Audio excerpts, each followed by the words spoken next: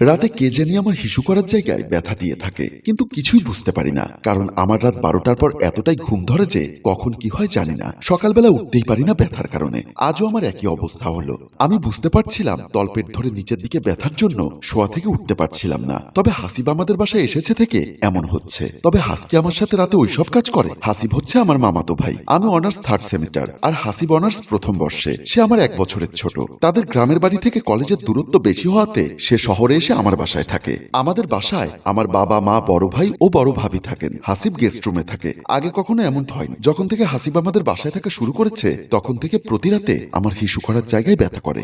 বিষয়টার সমাধান কি?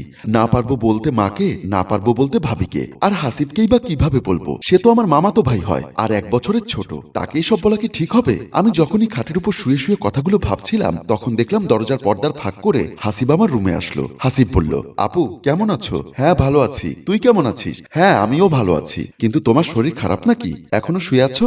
না এমনি শুয়ে আছি। আমি কথাগুলো গোপন রাখলাম, না রেখেই বা উপায় কি? তার সাথে আমি অতটা ফ্রি না। চলো ঘুরতে যাবো একটু। কোথায় যাবি ঘুরতে? হ্যাঁ আমি যেতে পারবো না। কেন পারবে না শুনি? কি হয়েছে তোমার? এমনি আমি একটু অসুস্থ মনে হচ্ছে। কি হয়েছে বলবে তো তুমি? এসব ছেলেদের বলা যায় না। আর তুই এখন যা তো, পরে আসিস আমার রুমে। ঠিক আছে আপু, যাচ্ছি আমি। এই বলেই হাসিব চলে গেল। কিন্তু আমার মনে এখনো ওই কথাই মনে হচ্ছে যে কি এমন করে। ওইদিকে নাস্তার টেবিলে বসে ভাবি বলল, রুমি তাড়াতাড়ি নাস্তা করতে আয়, আমরা সবাই তোর জন্য ওয়েট করছি। তখন নাস্তার টেবিলে বসা ছিল আমার বাবা, মা, হাসিব এবং বড় ভাইয়া। বড় ভাইয়া অফিসে যাওয়ার জন্য রেডি হয়ে নাস্তা করছিল। আমি বললাম, তোমরা নাস্তা করে ফেলো, আমার আজ একটু লেট হবে।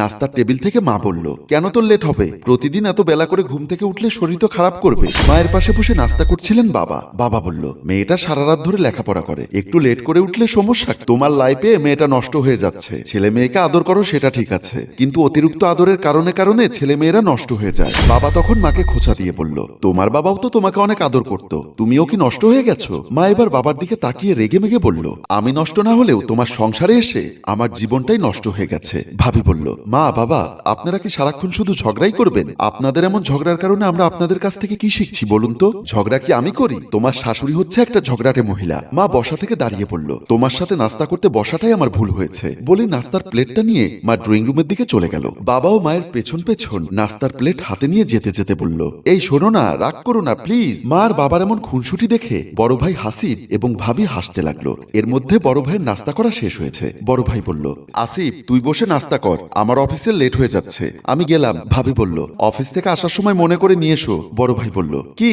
ভাবি বলল, কাল রাতে কি বলেছিলাম এর মধ্যে ভুলে গেলে? ভাইয়া বলল, ও হ্যাঁ মনে পড়েছে, আচ্ছা নিয়ে আসবো। তারপরও বিকালের দিকে একবার ফোন করে মনে করিয়ে দিও। বলেই ভাইয়া চলে গেলেন। আসিফ বলল, মামা আর মামি এত ঝগড়া করে, ওনারা প্রেম করে কখন? আসিফ একটু ফাজিল টাইপের ছেলে, ওর মুখে কথা আটকায় না। তাই ভাবি তাকে আর বেশি বলতে না দিয়ে বলল, তোমার ওটা নিয়ে চিন্তা করতে হবে না, তুমি যখন বিয়ে করবে তখন বুঝবে স্বামী স্ত্রী প্রেম করে কখন। এখন নাস্তা করে নাও। এতক্ষণ ধরে খাটের উপর বসে আমি ওদের বিষয়গুলো খেয়াল করছিলাম। এখন আর বসে থাকতে ইচ্ছা করছে না। একে তো হিসু করার জায়গায় ব্যথা লাগছে, তার উপর কেমন জানি তলপেটটা ভারী ভারী হয়ে আছে। গোসল করার জন্য খাট থেকে নেমে বাথরুমে ঢুকে গেলাম। বাথটব ছেড়ে গোসল করছিলাম, তখনও ব্যথাটা অনুভব করলাম। এমনিতে তলপেটটা ব্যথা করছিল, তাই ভাবলাম বেশি করে ঠান্ডা পানি দেই। জগে করে পানি নিয়ে ঠান্ডা পানি তলপেটে ঢালতে লাগলাম। মনে হচ্ছে ব্যথাটা আরো বাড়ছে। এটা কিসের ব্যথা বুঝতে পারলাম না। হঠাৎ লক্ষ্য করলাম পায়ের গোড়ালি বেয়ে হালকা লালচে পানির স্রোত। মনে হচ্ছে একটু হলেও তলপেট ব্যথা করে। কিছুটা স্বস্তি অনুভব করলাম। এতক্ষণ ধরে যা ভাবছি তা নয়, মনে হচ্ছে পিরিয়ডের কারণে তলপেট ব্যথা করছে। তবুও একটু টেনশন মনে কাজ করছে। পিরিয়ড তো তলপেটে ব্যথা করার কথা, কিন্তু হিসু করার জায়গায় তো ব্যথা করার কথা না, নাকি কারণ পাল্টেছে কে জানে। তাড়াতাড়ি গোসলটা শেষ করতে লাগলাম। ভাবি ড্রেসিং টেবিলের সামনে বসে মাথায় চিরুনি দিচ্ছিল। আমাকে ভাবির রুমে আসতে দেখে ভাবি বলল, কিছু বলবি? আমি এদিক ওদিক তাকিয়ে পড়লাম। ভাবি তোমার কি প্যাড আছে? প্রথমে ভাবি বিষয়টা বুঝতে পারেনি। বলল, কিসের প্যাড? আমি বললাম, ছোট বাচ্চাদের মতো কথা বলছো কেন? মেয়েরা কিসের প্যাড খোঁজে বোঝো না? ও আচ্ছা মনে পড়েছে, কিন্তু প্যাড কেন? আমি এবার একটু বিরক্ত হয়ে বললাম, প্যাড কি আমি রান্না করে খাওয়ার জন্য খুঁজছি? আমার পিরিয়ড বন্ধ আজকে 3 মাস, আমি প্যাড দিয়ে কি করব?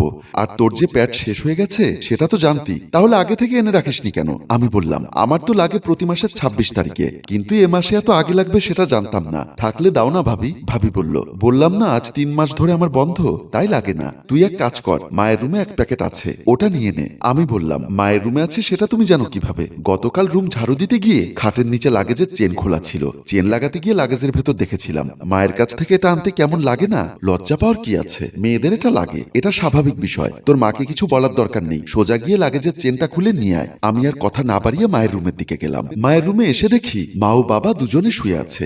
এমন অবেলায় মা ও বাবা দুজনে শুয়ে আছেন, শুয়ে না থেকেই বা ওনাদের কাজ কি? সারাক্ষণ ঝগড়া করা আর টাইমে টাইমে নামাজ পড়া। ওনাদের খুনসুটিটা আমাদের খুব ভালোই লাগে। আমি চুপচাপ খাটের নিচ থেকে লাগেজটা টেনে নিয়ে চেনটা খুলতে যাব, এমন সময় দেখলাম মায়ের ঘুম ভেঙে গেল। মা বলল, ওখানে কি করছিস? আমি বললাম, কিছু না। মায়ের কথা শুনে বাবার ঘুমটাও ভেঙে গেল। বাবা বলল, কে এসেছে? মা বলল, তোমার গুণধর মেয়ে। বাবা বলল, কি জন্য এসেছে? মা বলল, জানি না, খাটের নিচে কি যেন খুঁজছে। বাবা এবার গলা টেনে বলল, কিরে মা, কি খুঁজছিস? আমি বললাম, কিছু না, তুমি শুয়ে থাকো। বাবা কোনো কথা না বলে আবারও শুয়ে গেল। মা আমার দিকে চোখ বড় করে তাকিয়ে রইল। আমি লাগেজ থেকে প্যাডের প্যাকেটটা নিয়ে মাকে ইশারায় দেখালাম। মা এবার বুঝতে পারলো আমি কি খুঁজছিলাম। মা এবার কোনো কথা না বাড়িয়ে আবার শুয়ে পড়ল।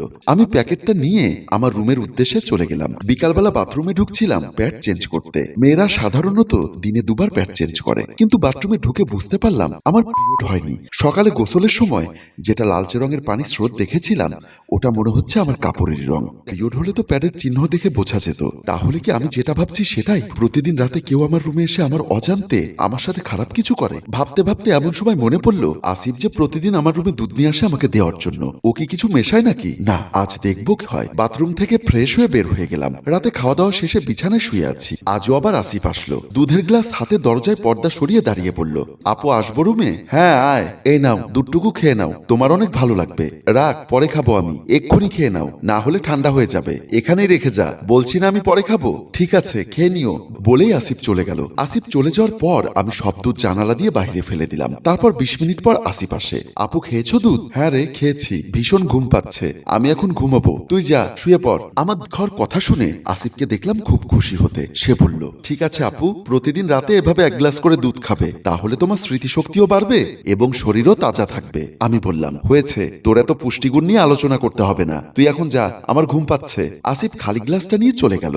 আসিফ চলে যাবার পর আমি শোয়া থেকে উঠে রুমের লাইটটা অফ করে দিলাম। এখন সময় গোনার পালা। কারণ হলো, আজ দেখবো রাত 12টায় কে আসে আমার রুমে। অপেক্ষা করতে করতে যখনই ঘড়িতে 12:25 বাজে, তখনই খেয়াল করলাম কেউ একজন অন্ধকারে এসে আমার মাথার পাশে বসলো। আমি ঘুমের ভান করে শুয়ে রইলাম। অন্ধকারে ওনাকে ভালো করে দেখা যাচ্ছিল না, তবুও আমি চুপচাপ শুয়ে রইলাম। উনি এদিক ওদিক তাকিয়ে যখনই আমার প্যান্টের ফিতায় হাত দিল, তখনই আমি ওনার হাত চেপে ধরে উঠে বসে গেলাম। বন্ধুরা, রুমে রুমে কে আসলো?